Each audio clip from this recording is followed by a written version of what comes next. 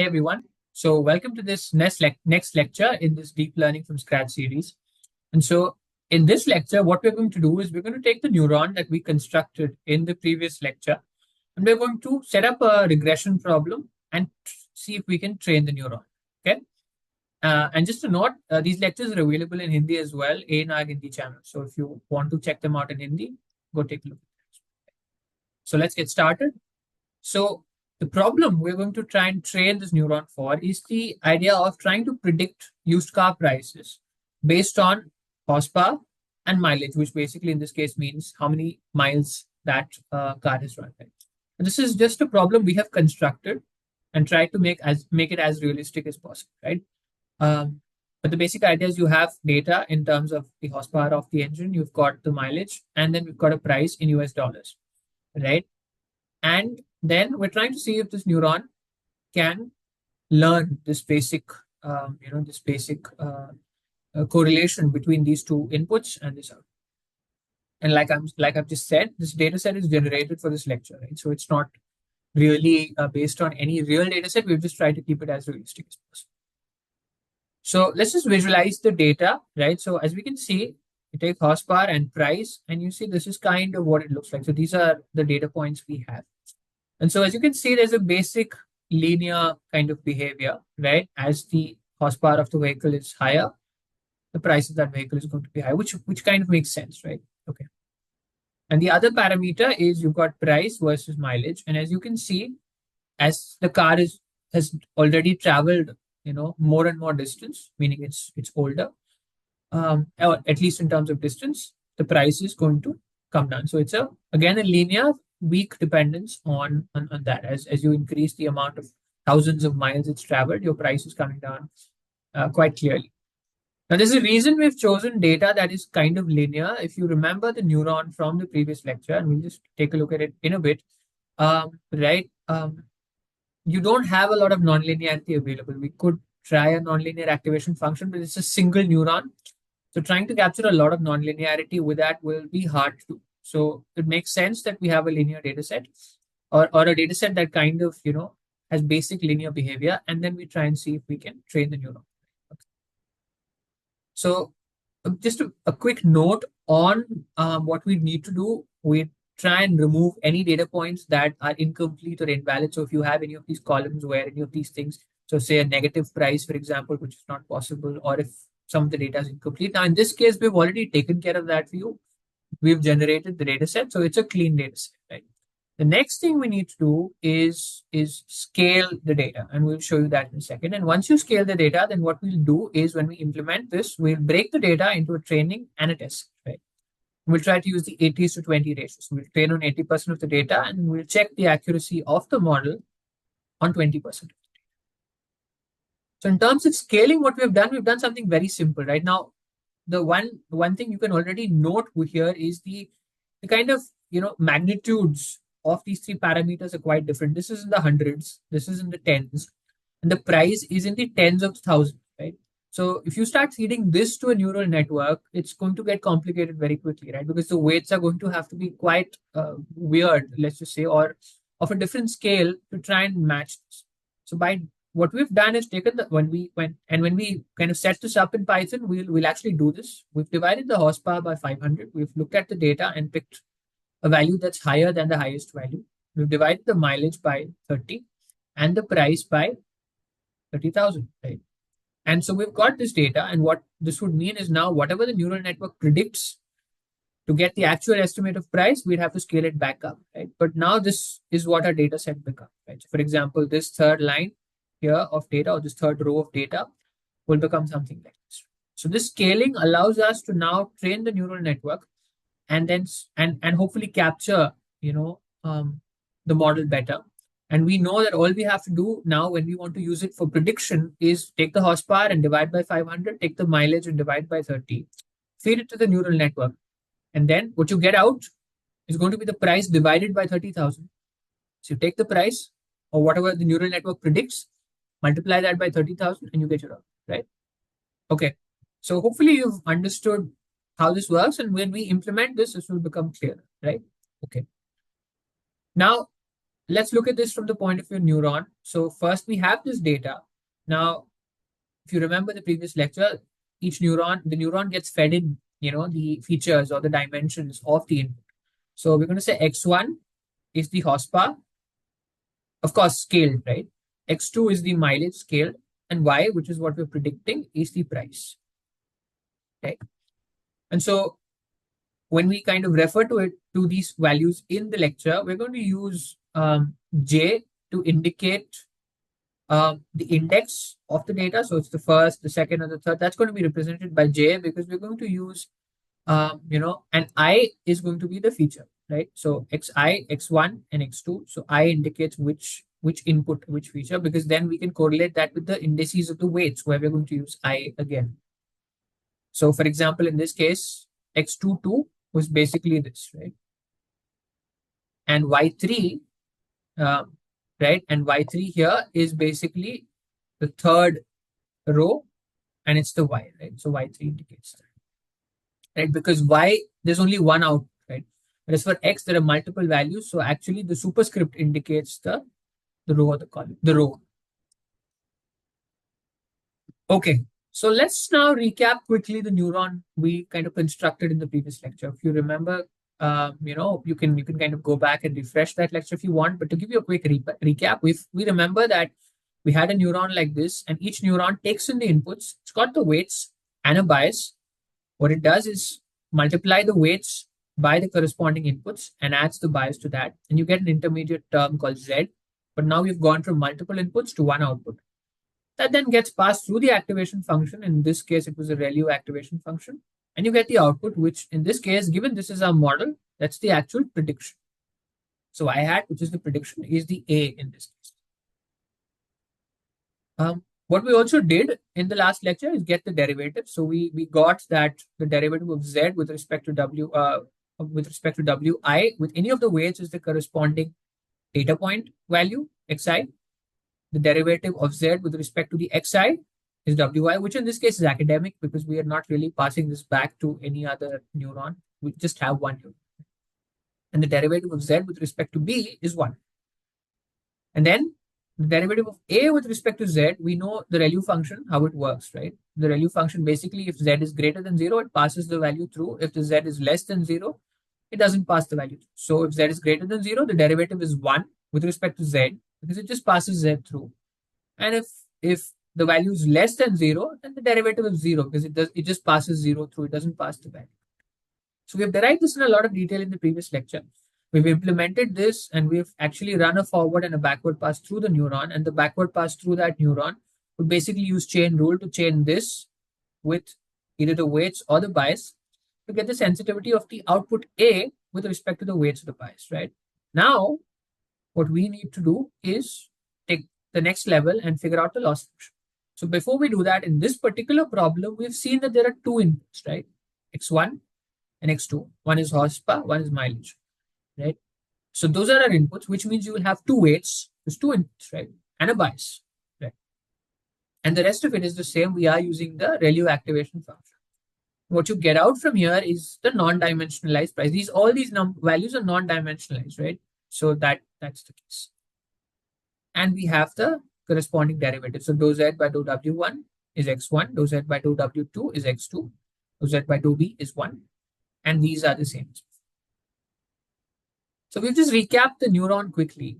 So now what we are looking to do in this kind of lecture is train the neuron, right? So you need the parameters that your training algorithm, in our case, gradient descent, is going to train. Now, because we've got two weights and a bias, those are the parameters. So the parameters W are W1, W2, and B. So one small change we will make to the neuron we implemented previously is there we actually fed in the weight separately and the bias separately, right? What we will do is we'll make a small modification, right, which will allow us to pass in this W vector and let the neuron set the weights and the bias, right? So we'll do that when we get to the code. And so we've got the neuron. We want to train it. What do we need to do to train it? We need to measure how accurate the neuron is for our inputs, right? So how do we do that? So we're going to use the mean square error loss function, right? The loss function is a function that helps you evaluate the accuracy of your model. And we're going to use mean square error. What that means is for each input, we're going to take the predicted output, which is y hat, and j indicates the jth input. We're going to take the actual kind of label, as it's called, which is the actual output corresponding to that input. And we're going to do this yj minus y hat j. We're going to square that and then sum that across all the inputs, so across your data set. And you divide that by the number of data points. And so what you get is error squared. So it's the square error. And then it's the mean of that, right? It's the average of that because you're summing across all the errors, across all your data points and dividing by the number of data points, right? And so yj is the actual output and y hat j is the predicted output, right? And n, I should have written that here, is the number of data points, right, that we're using in our training set. So let's just quickly derive, the derivative of the error term, right? Because we also need to backpropagate this. We're just saying the error at the jth data point is yj minus y hat j squared, right? The loss was the sum of that divided by the number of data points. At each data point, so let's say a given x1 and an x2, jth data point, the output is y hat j, and the error is yj minus y hat j, right? So the derivative of the error with respect to y, because we've already done the local derivative here. So let's just focus on this piece, right? So the derivative of this error term here with respect to the input coming into that y hat j is dou by dou y hat j of this, yj minus y hat j, which, if you remember your differentiation, is 2 times yj minus y hat j times dou by dou yj of yj minus y hat j. This is using the basic idea of chain rule. The chain rule shows up everywhere in neural networks, machine learning, especially in neural networks. And then dou by dou y hat j of this is what? Is -1, right? This term is not dependent. Yj is not dependent on y hat j. The label or the input that or the label is not dependent on the prediction. It's just a given value. So it's just this derivative of this with respect to this, which is -1. So you're left with -2 times yj minus y hat j. So effectively, the derivative of the error term with respect to the input that comes into that, right? And the input that comes into the loss function or the, right, which is used to compute the error term is basically the prediction by this neuron. So it's just -2 times the error in that value, not the error here squared, just the difference, right? So let's now look at an example of this error term, right? So we're saying, let's take the third data point. And so the error would be the actual label at that point versus the prediction. So the label is 0.235, and let's say the prediction for a given set of weights and bias is 0.16. So the error would be 0.235 minus 0.16. When I say error, I mean the error term here, right? Square, which is 0.005625.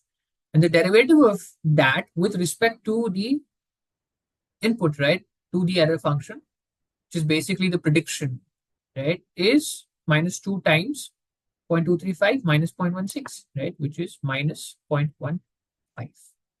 Okay. So hopefully, that is starting to make a little sense. And then once we've got the error, we've got the sensitivity of the error term with respect to the value that comes into that, right, which is the prediction. What do we do to get the error term, sensitivity of the error term with respect to the weights and the bias? Because that's what we want to train. We use backpropagation. We know that the sensitivity here of, in this case, the output here, y with respect to z, we've already calculated that in the previous lecture. And so you chain that with this, you get dou yj, dou z, right? Or the other dou ej, dou yj times dou yj, dou z, because you're backpropagating, and you get dou ej, dou zj, which is basically the sensitivity of the error now with respect to z. One more step. So locally here, you have the sensitivity of z with respect to wi, where wi can be w1, w2, or b, right? It's the same thing. And what do you get? You get, by chaining that, dou ej by dou zj times dou zj by dou wi, you get dou ej by dou wi, which is the same, which is, effectively you can do the exact same thing for the weights and the bias. So ej indicates the jth data point. And for every single data point, you do exactly this. You do the forward and then you do the backward, and you get the sensitivity or of the error with respect for that particular data point with respect to the weights and the bias. right? And so, like I said, it's a backpropagation thing, which is derived with chain rule, right? So we've seen this in the backpropagation lecture. I'm just putting it here so that this it's complete. The dou ej dou wi is dou ej dou yj times dou yj by dou wi. We just derived dou ej dou yj now, right? The derivative of the error term with respect to the prediction of the neural network. We just derived that, and in the previous lecture, we've got dou yj by dou yi, which is basically the derivative of the output of the neuron with respect to the weights and the bias, right?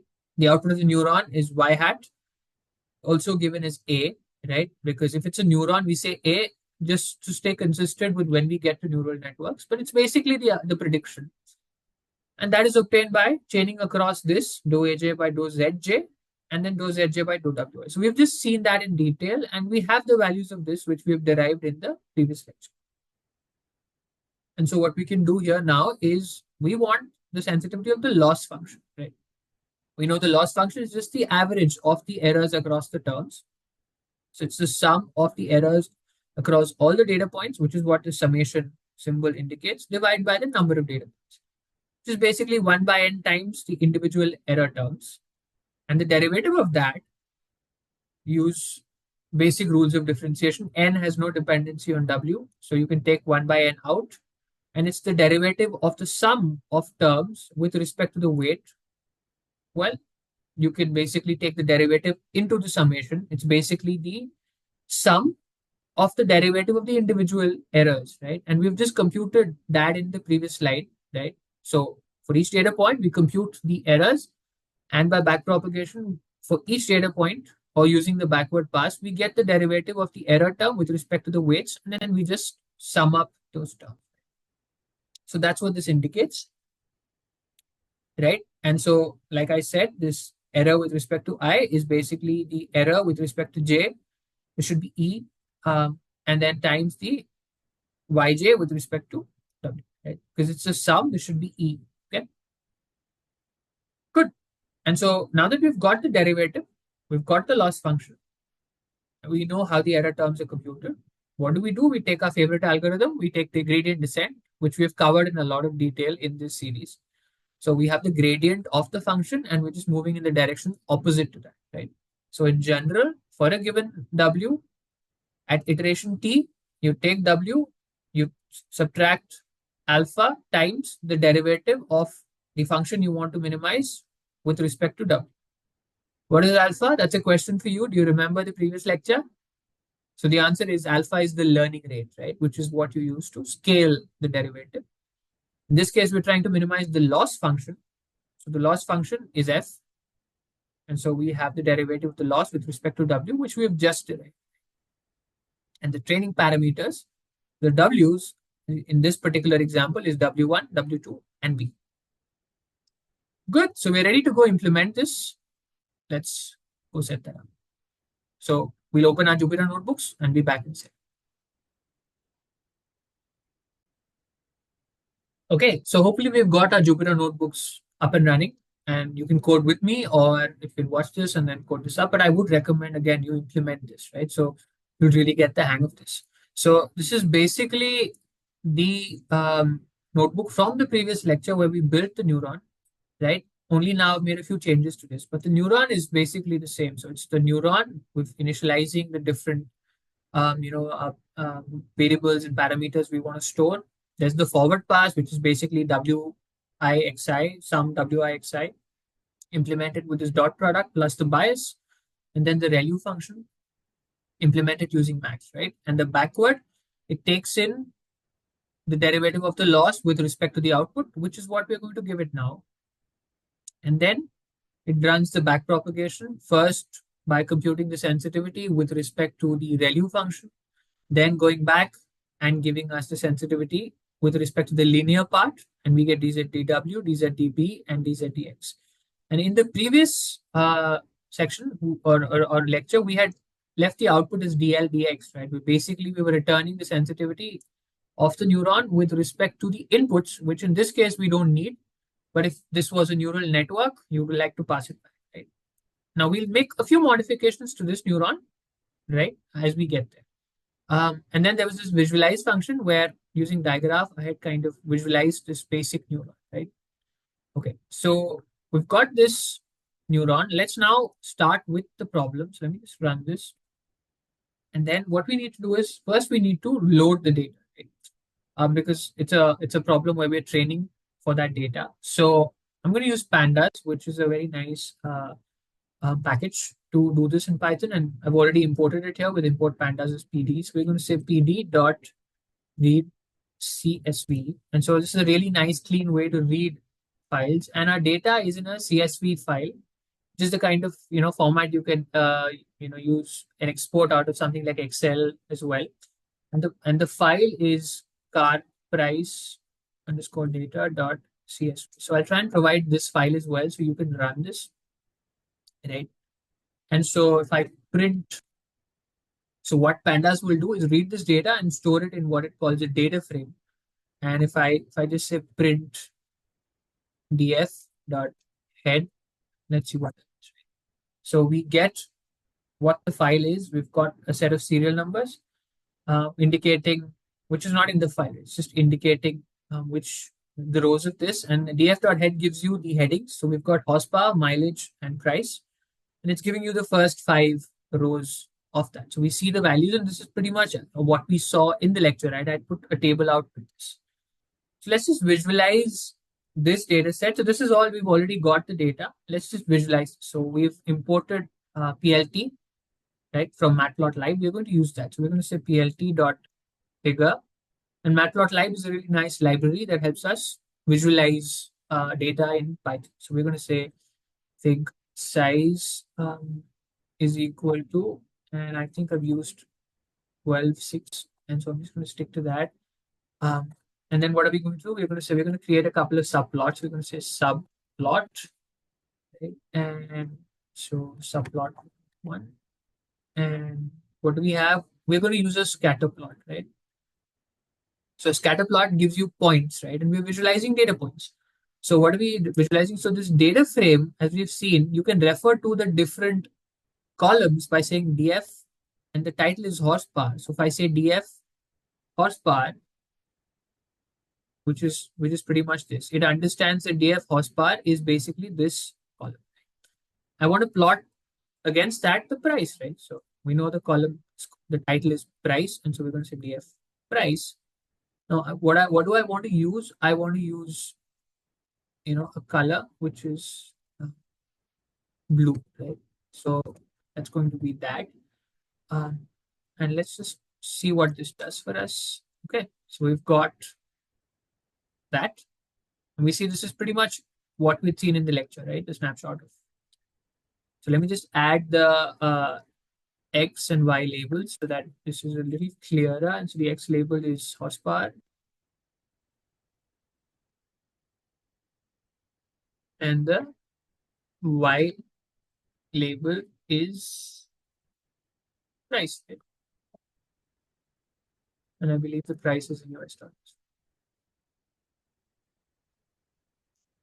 Just rerun that. Okay, so price and horsepower. Got one more plot to plot. So I'm just going to copy and paste just quicker. Right? So copy, paste this. Only now this is the second plot. And so it's basically saying 1 to 1 is 1 row, 2 columns. So I'm just plotting it, this way, row and 2 columns. Each plot, right? So one plot is the first column, this is the second column, and this is the first plot, this is the second plot, right? That's all that is, in case you are wondering. So if I say my mileage and versus price, let's just say this is green because that's what I've used when I visualize this. And so the X label is mileage, right? And I believe it was mileage in thousands of miles, right? So 1,000. Let's replot this. And I think I made a mistake here with something. What have I made a mistake with? Valid colors. I used the wrong color. I see. Okay, so we do this. Okay, fine. So we've got this plot, right? So mileage, 1,000 miles. We see that as you increase the horsepower, the price goes up. As you increase the mileage, the price goes down. So this is a data set. Now, what do we want to do? We want to process this, right? We have this raw data.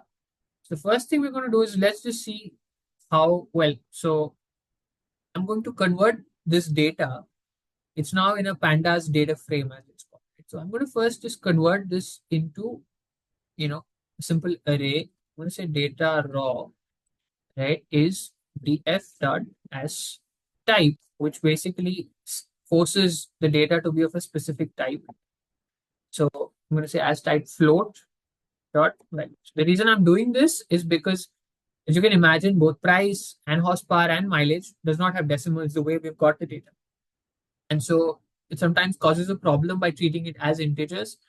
And so by saying this, and if I say print raw, what do we get? We get it in the form of floating point. It's the same 22, 220, 11, and 1944, right? Which is what 440, which is what we had here, but now it's in the form of floating. Okay, so we've got the data raw. Now, what are we going to do? We are going to non-dimensionalize this. So we're going to non-dimensionalize this so that all the columns are between 0 and 1.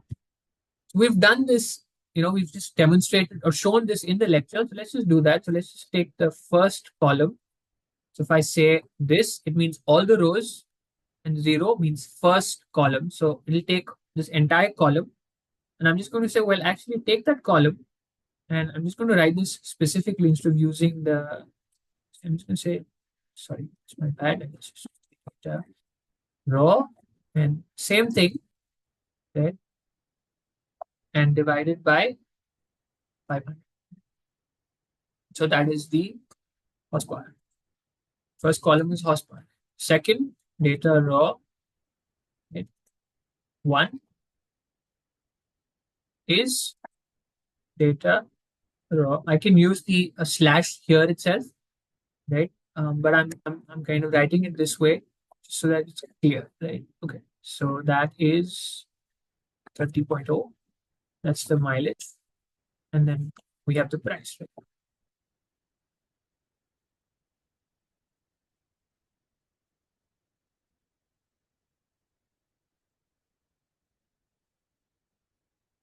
And sorry, and then this is by 30,000.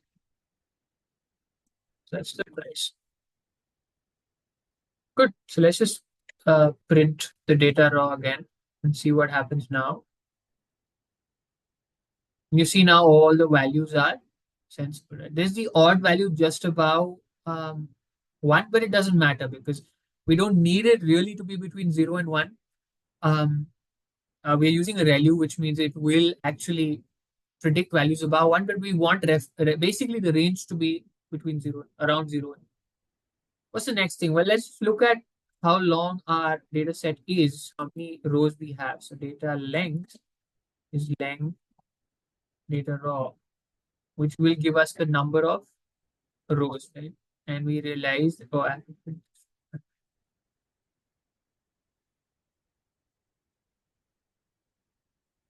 okay, 187. So we've got 187. What we're going to do is we're now going to break this into the training and test set. So let's say I want 20 training points. So actually, let's increase this. Let's say, so we have 200, right? We said 80 is to 20. So let's say we have 30. Now, 80 is to 20 is what I'd have liked, but we have 187, right? So let's say 30. So we're going to train on 30 points. So what we're going to do is we're going to pick randomly from the data set we have. How we do that is no, we're going to use numpy's random, right? And so we say np.random.choice, right? And then I say what's the range? So it's data len, right? So it's going to pick 30 points between the number 0 and data len, right? Which is 187 in our case, right? And how many points does it need? It needs entrain, and then replaces false means those indices are unique. Let's just print the train indices. See what we get. So we've got 64, 29, 17, 58, and so on. We've got 20 points, and none of them are repeated. So what we've done here is basically randomly chosen from 0 to data len, right? 187. It's going to pick these numbers or indices. And then what it's going to do is how many values do we want? And train, right? So we want 30 values. And replace is equal to false means it's going to make sure they are unique, right? It's not going to put it back in and pick the value again. It's going to make sure those values. So we've got the training indices. So we're going to say test, right, is np.array, right? And what am I going to do? I'm basically going to pick, right? Well, actually, I don't need, well, okay, let's just say numpy.array just to be safe. And I'm going to say train indices, right? And the rows I want. So this is the test, right? So actually, it's my bad. There should be test indices because 30 test points. And so this is test indices, right? And so the test data is the test indices. That's the for the rows, right? And we want all the columns. And then train is basically everything else, right? So what you do, you say np dot use the numpy dot delete function. We say np dot delete data raw, right? And so it's going to take data raw. It's going to delete the rows in the test indices. So what this is going to do is take test. It's going to take the data raw, and it's going to take all the rows associated with these test indices and move that into test. And then what we're going to do is take data raw and delete all the indices associated with test, right, along that axis. Right? So it's going to delete all those rows and give us the training and the test set. Now what we want to do is one last kind of manipulation. Np dot, we're going to say x train is np dot array. And again, you don't need to use np dot array each time. I'm just doing it for safety. Np dot array train, right? So all the rows of train, but only the first two columns, which is the horsepower and the mileage. That's the X. The Y, right, is p dot array, right? And it's train. What is it? It's all the rows in the second column. And we can do exactly the same thing for test, right? Only now we say test and we say 0, well, 2. And we say Y test is np dot array, right? Test, all the columns, all the rows, second column. So what we have done here now is take the test or the train in this case, all the rows of that first two columns are the X train, right? They are the X features or the inputs. And Y train is the second column. So this is 0 and 1. It will not include 2 when you say 0 is 2. And when you say 2, it's the last column. And for the test, it's exactly the same thing, but now we are taking out from the test set. Okay, so let's just run this. Now, what are we going to do? We want to just check. Now, we could just print this out, but there's a better way to do this. So what I'm going to do is I'm going to visualize. So I'm just going to copy the plot from above, right? I'm just going to take this. I'm going to try and say I copy this. And let me just paste this here, right? Just quickening this up. Only I don't want to plot second part. It doesn't matter. Only now instead of df horsepower, let's say we know horsepower is the X train. It's not dimensionalized, but it's X train, right? And all the rows, and it's the first column, it's the 0th column. And then what we want is to plot it against Y, right? And so what we are plotting, just to be sure, is non-dimensionalized, non-dimensional input 1, non-dimensional input 1. Sorry, my bad. Right. And the second is the output. Let's just visualize that. And what do we get? We get that. Now, what are we going to do? Why are we doing this? We want to just compare the training and the test. So these are the training points, right?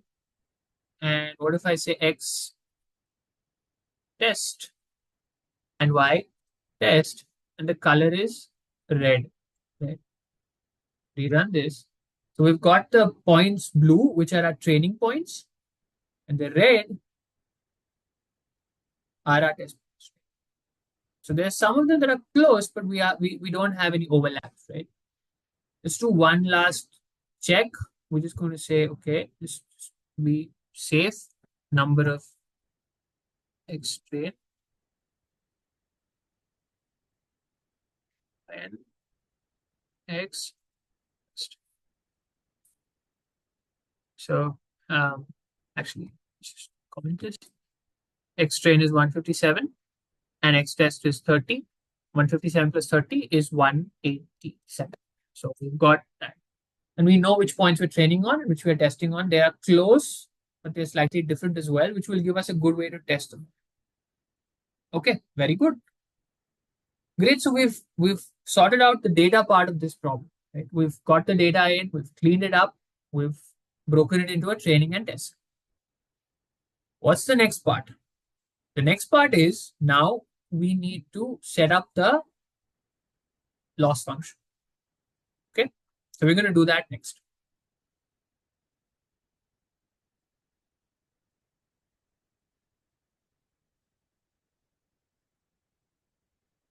So to implement the loss function, again, we're going to say class MSC loss.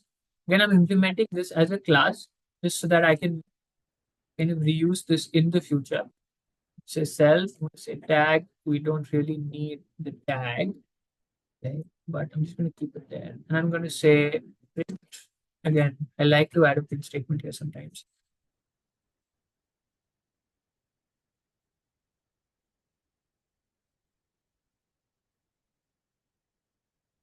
Okay, so what do we have here? We have self dot tag is equal to tag. And then what do we have? We have self dot loss equal to 0, and we have self dot d loss because we know the derivative of the loss is with respect to the input of the loss. So eval, and what is it evaluating? Well, you're going to pass in the actual value and you're going to pass in the prediction, right? And then what is the loss function going to do? It's going to first compute the loss, or rather, in this case, the error, right? Why do we call it the loss? It's actually the error because it's going to be for each data point, right? So what's the error? So error, or rather, but I'm going to call it loss. Loss is what? It's, if you remember what we did there, y actual minus y prediction squared. So what's the derivative of the loss with respect to the, so this is d loss with respect to d prediction, right? What is that? Which is what comes in? It's minus 2.0 into y actual minus y prediction. Simple, right? We're going to make sure we store this just in case we need to retrieve this or visualize this loss. And what are we going to return? We are going to return both the loss and the d loss. Okay, so let's now test how this loss function works. Right? So we're going to say MSC is MSC loss, and I'm going to give it a tag. So I'm just going to call it MSC, right? Right. So let's just call it MSE, and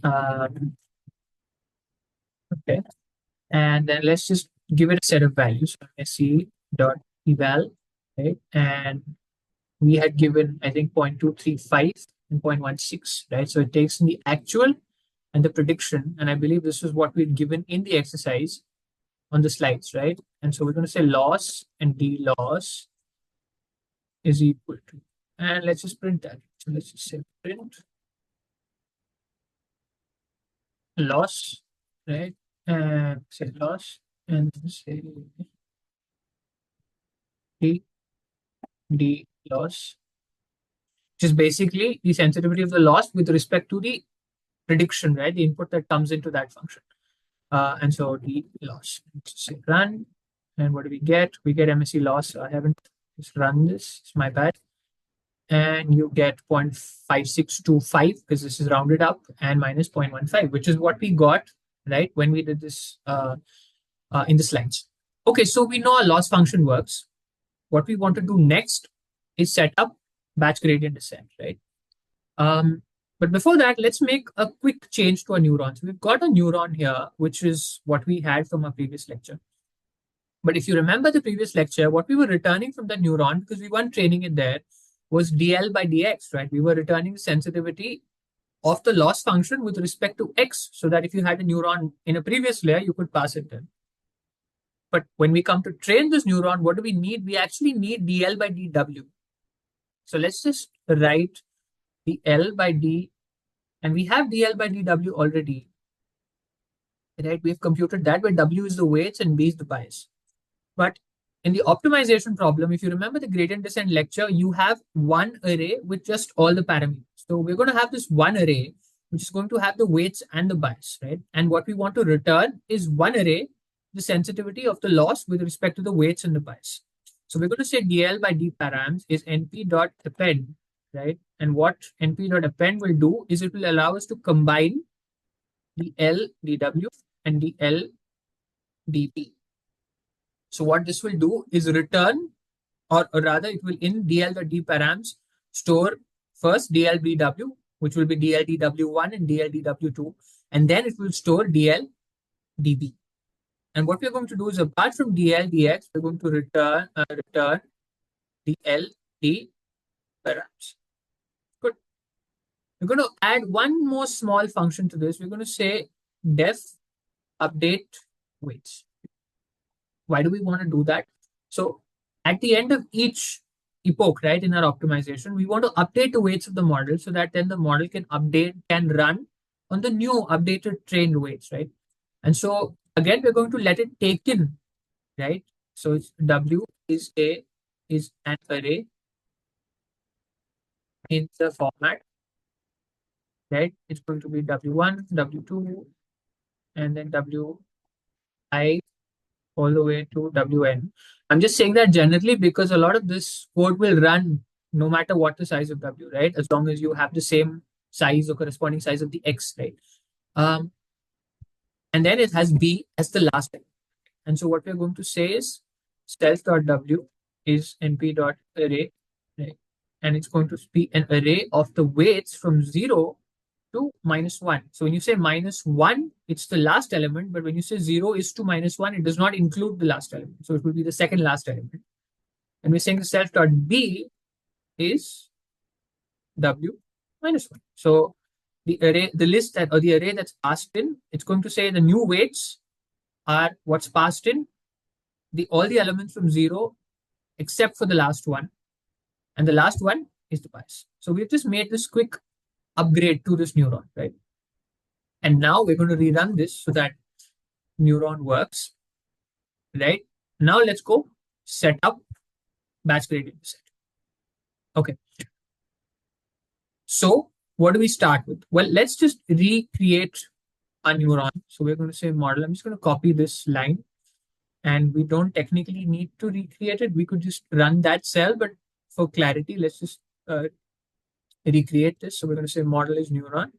But also, let's just say MSC is MSC loss and give it tag MSC train. Okay. And I'm just going to run this. So we've initialized the neuron, we've initialized the MSC loss function. What's next? We're going to initialize the parameters of the gradient descent. So what are the parameters we need to initialize? We've got the model, we've got MSC. The first thing is the weights, right? So np dot array, and let's give it an initial set of weights. So what do we want to give? So I'm going to start with 0.55, 0.6, and 0.1. Right? So we're going to start with W1 being 0.55, W2 being 0.6, and W3 being, which is the bias, W3, not W3, is zero point 0.1. Now we already know zero point 0.6 is not correct because the slope, we know it's effectively linear regression, right? W1x1 plus W2x2 plus whatever. And we know that, so the second term, the slope is actually negative, right? But we're still giving it a positive value, right? And we're going to let gradient descent figure out what that value is actually going to correct. Okay, so we've got W. What else do we need? We need the learning rate. So I'm going to say 0.01. We also need the number of epochs, right? And I'm going to say for now, let's just set one epoch. One more parameter, let's just say number of data points. So let's say n data is len of x train, right? We have x train, which we created above, right? If you remember, which is where the training data set is stored. And we want to basically use that to train.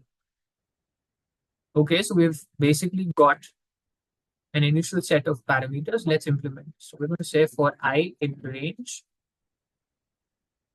or rather, let's say for EP in range 0 to n epochs. So it's going to loop from 0 till the number of epochs. And for each epoch, we have not done any vectorization in this lecture. So loop over the number of data points, right? And what are we going to do? We're going to say x is x train, right? And it's the ith row. So when you say this, what's going to happen? It's going to take the ith row. So it's going to start with 0 and then 1 and 2 all the way to the number of data points. And it's going to take that for depending on the iteration and store that in x. And y, which you want to pass in, is y train I, right? And y only has one value. So you don't need to worry about having any other element in the row. Now what do we do? Well, we want to call the model. So y hat, which is the prediction, is model dot forward x, right? So model dot forward is running the forward pass. It takes in the inputs x for that data point and then returns y hat, which is the prediction. What do we do next? We want to compute the loss for that prediction. So we're going to say loss and d loss, which is basically d loss is d loss dy, right? So actually, let me just write a comment here. Forward pass get prediction. And here it's going to be MSC dot eval. What do we pass in? We pass in, if I'm not wrong, we pass in y and then y hat, right? So we pass in y and then y hat. So we're passing the actual value and the prediction. So getting the error and its sensitivity.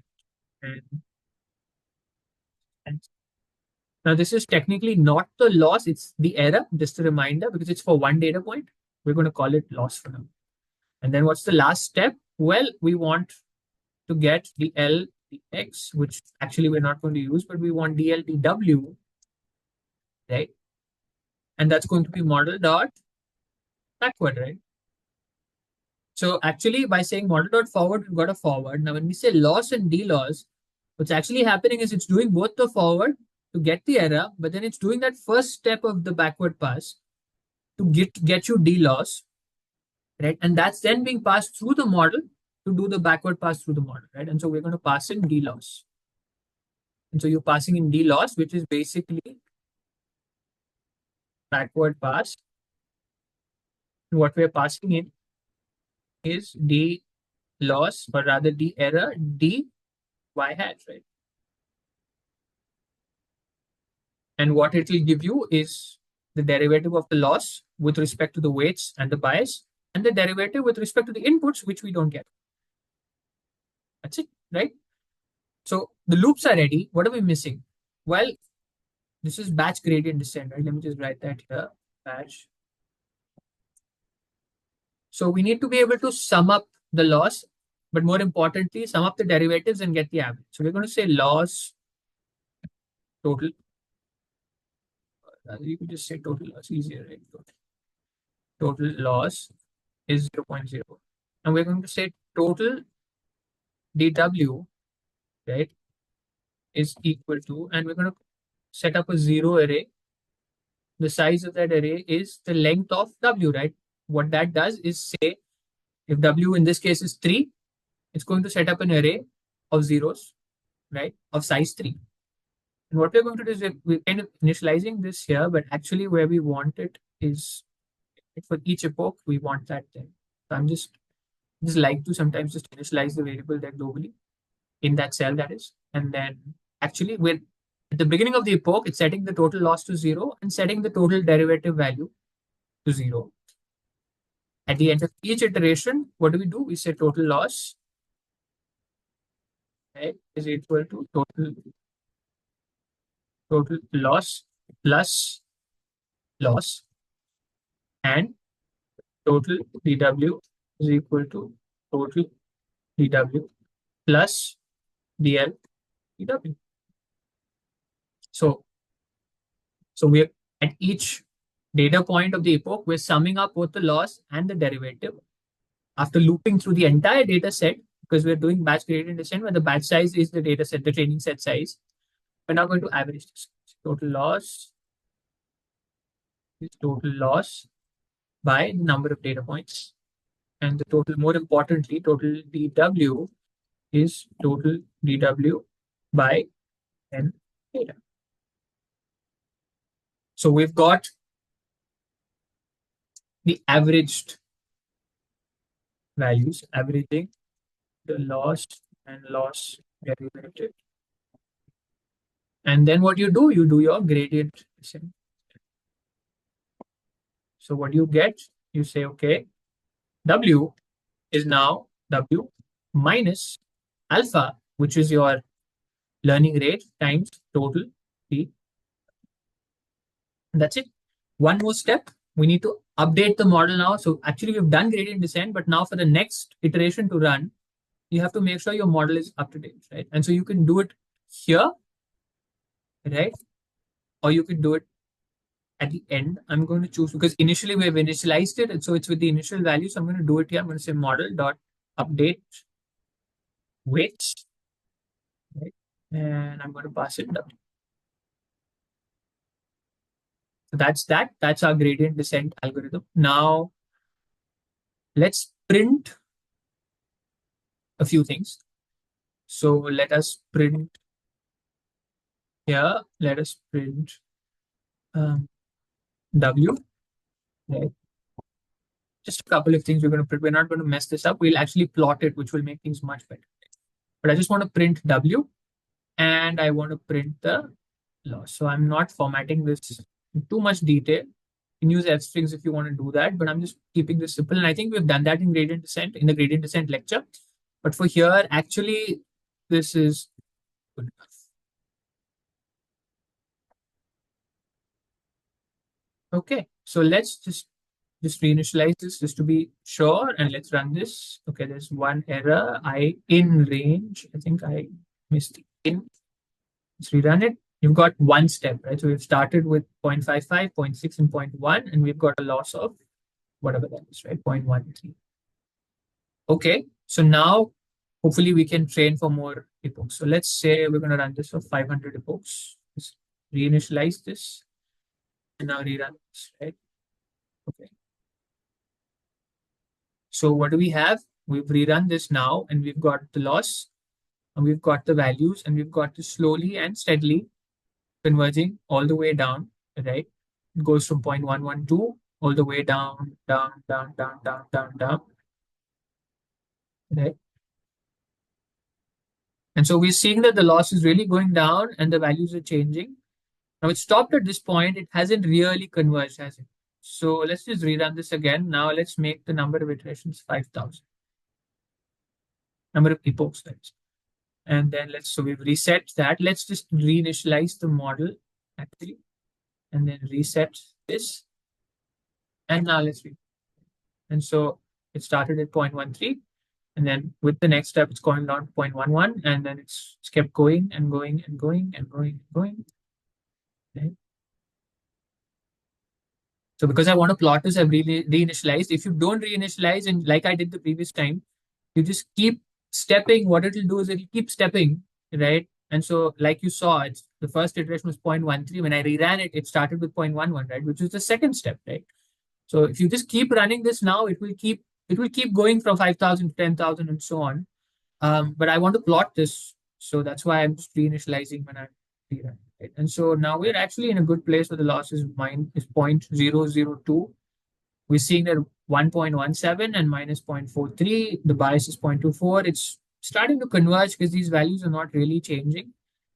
So we're close enough, right? Let's how do we know how well this is working? We need to visualize this. So let's do something. Let's now start visualizing. So what am I going to do? I'm going to say plt.plot. Let's just keep this simple to start with. Now to plot, I need to have those values, right? So let's create a couple of arrays for that. Let's create um, iterators. And so it's just one array going from 0 to n,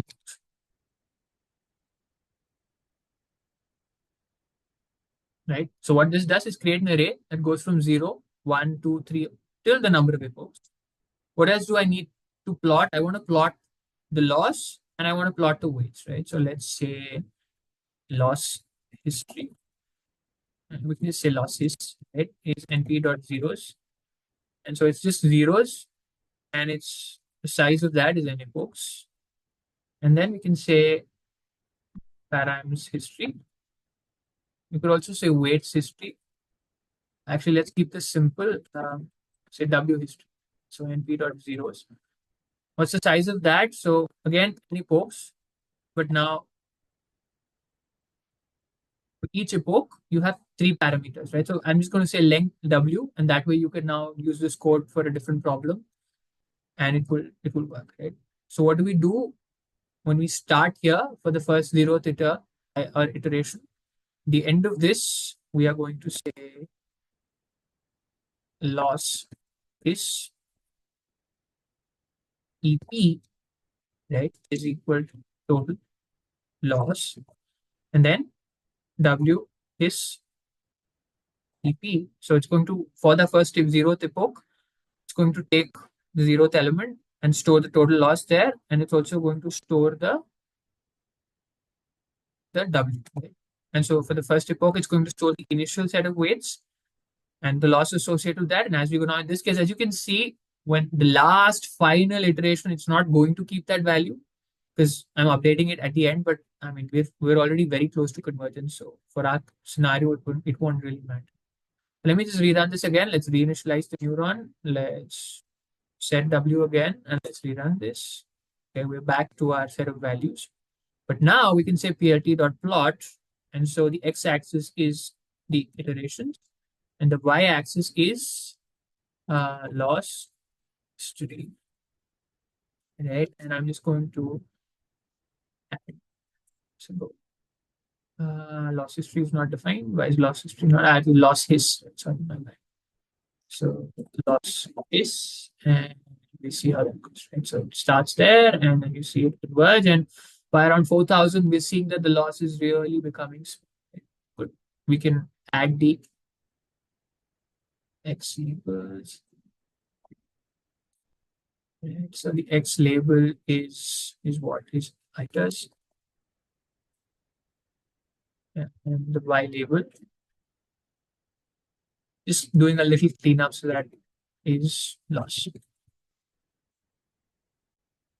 Okay, so now what we want to do is plot the parameters. Right? So we're going to say PLT, or rather, we're going to say figs axis. It is PLT dot subplots 1, 3, or rather 3, 1. And let's plot this 3 rows, 1 column. This creates 3 plots, right? One below the other, and then we're going to say axis 0 dot plot. What do we want to plot? Again, iters, but now we want to plot W is, and we're saying the all the rows 0, right? Which is basically plotting what? It's plotting W1. And we're saying W1 go up towards 1.2. Same thing, axis, but now 1 dot plot.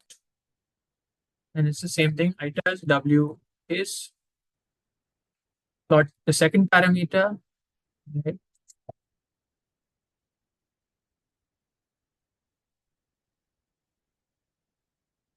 And you see it goes negative, right? So, which is correct, right? Because we know the slope of the first one is horsepower, and we know that as the horsepower increases, the price increases. Second one is mileage, and we know as the mileage increases, the the price goes down, right? It's a car that's been used more, so price goes down. So, axis two dot plot, and we want to plot the bias term,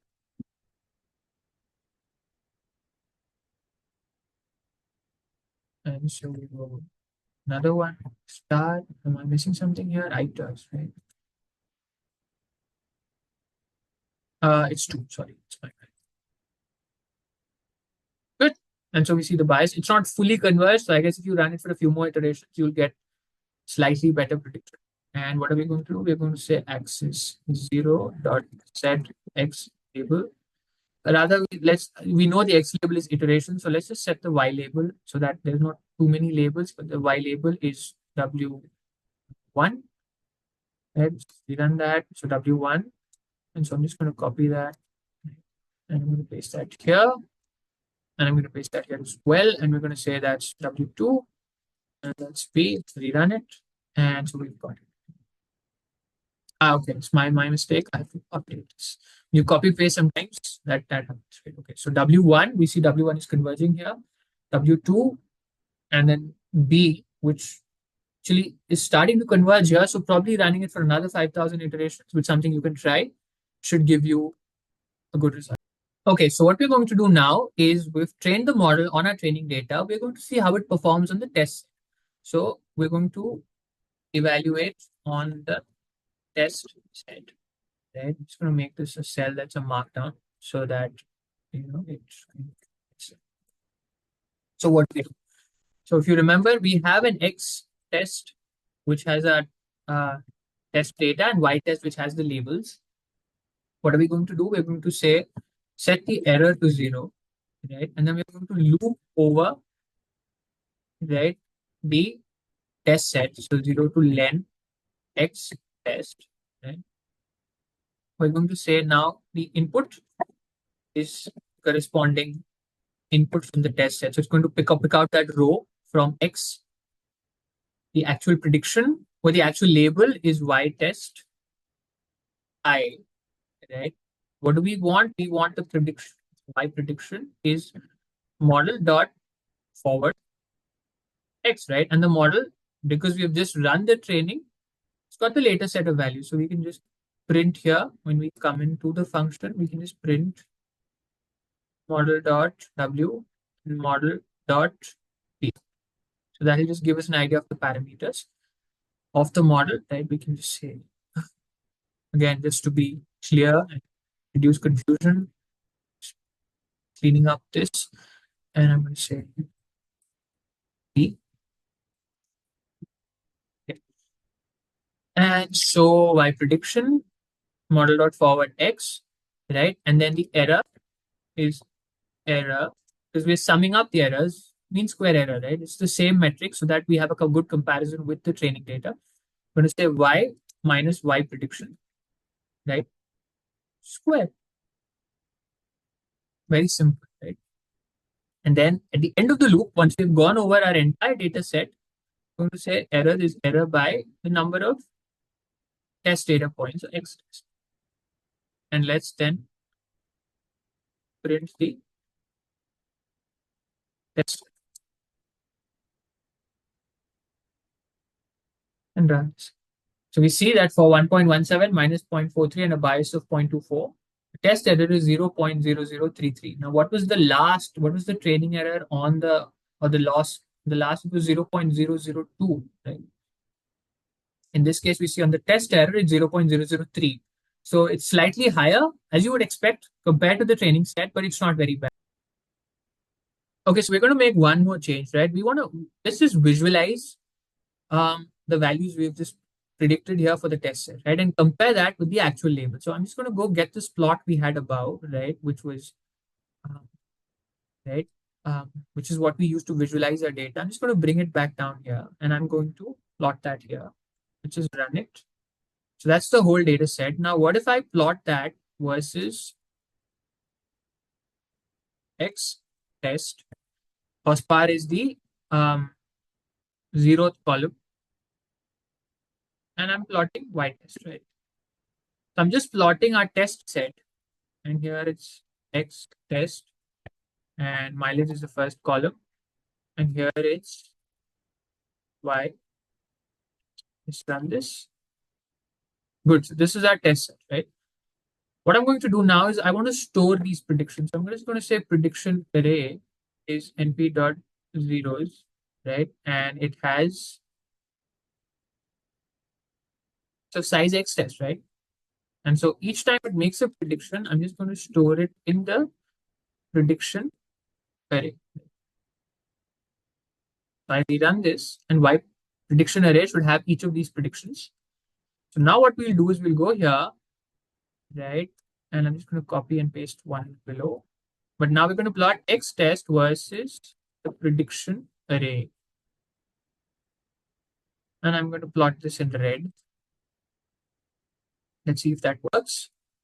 It works, right? Let's just do the next one as well, and then we can just see what happens. So we've array X test 1, but now we're in prediction array, and the color is red. We run that, and so we've seen comparing our actual value with the prediction for the test set, not the training set. So we see it does well at some points. You see at some points it's really, really close. There are also certain points like you can see here, some of the values are higher, or rather the predictions are a bit off. You see the same for mileage. You see there are quite a few points where it's quite close, so the errors are going to be quite small. There are points for which the errors are slightly larger. You see that the basic trend is correct. So the pattern is correct. It's not like for this prediction, for this value, it's not predicting something here, in a completely different kind of really weird kind of ballpark. It is kind of sensible. You see that the trend is correct. It's not getting the trend wrong. What is higher, and so on. So the basic direction and trend is correct. As you train this, you can improve this a little more. Will you get exact values? You're not going to get. So just to summarize in this lecture, we've seen the theory part, right, on how you train a single neuron for a regression problem where it's a linear regression, right? We've not tried anything very fancy. And for a single neuron, that's kind of close to what you can do. Trying to do something more complicated, trying to tackle a nonlinear regression with a single neuron is going to be complicated. We've seen how you take the data set, you break that into a training and a test set, right? And once we've done that, we've implemented the mean square error loss function. We've then updated the neuron that we built in the first part to allow it to take the weights and to return the sensitivity of the loss with respect to the weights. And then we've used gradient descent to train that neuron.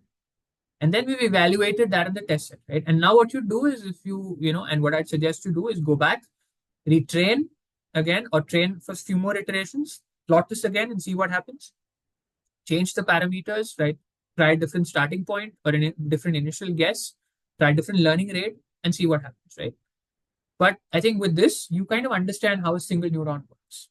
So what's the next step? The next step now is we're here to learn about neural networks, right? So the next step is we're going to take this neuron, but now we're going to start assembling that into layers and see how that would work so that we can then start training a neural net. So hopefully you've learned from this lecture and enjoyed it. See you in the next one.